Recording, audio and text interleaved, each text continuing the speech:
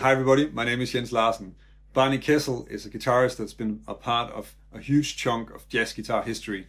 He's played with Charlie Parker up to Sonny Rollins and pretty much everybody in between. He's done a lot of stuff as a sideman and also as a studio musician. The material for this video came about when one of my students brought in a transcription, in fact a YouTube video with a transcription of this entire solo for his lesson. And while I think this track maybe is not a great example of a lot of things, it does really showcase some of the things that Barney Kessel is really good at, and especially how he uses swing rhythm and swing riff ideas and mixes that with bebop lines. If you want to learn more about jazz guitar, improve the way that you solo and check out some interesting arpeggios or chord voicings, then subscribe to my channel. If you want to make sure not to miss anything, then click the little bell notification icon next to the subscribe button.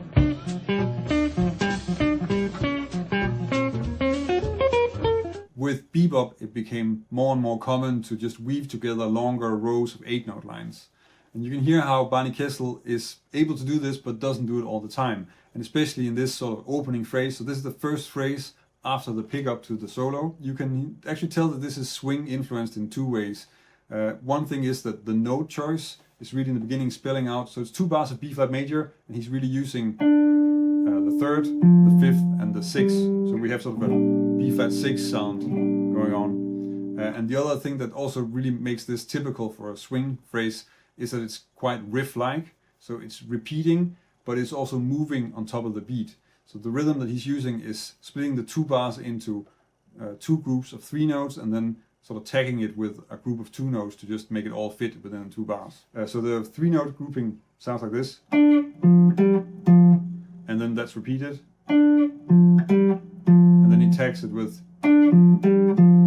So we kind of have this 3-3-2 that you'll hear in other tunes like Bernie's tune, and it's a similar thing that's quite common for more sort of swing oriented music.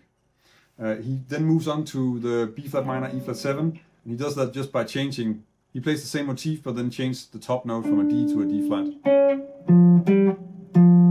And then when he's on the F here, he then moves into more of a B flat minor 7 line, so with this sort of short basic B flat minor bob line.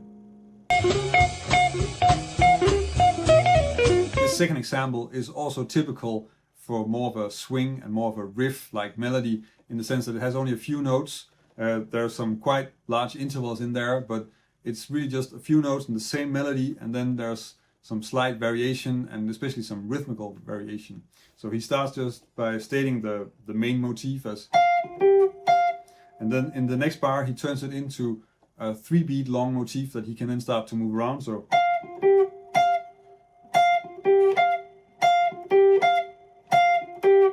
and then he tags it with a short arpeggio phrase, kind of similar to the first example, with this sort of weird accidental note on the high E string, as far as I can tell.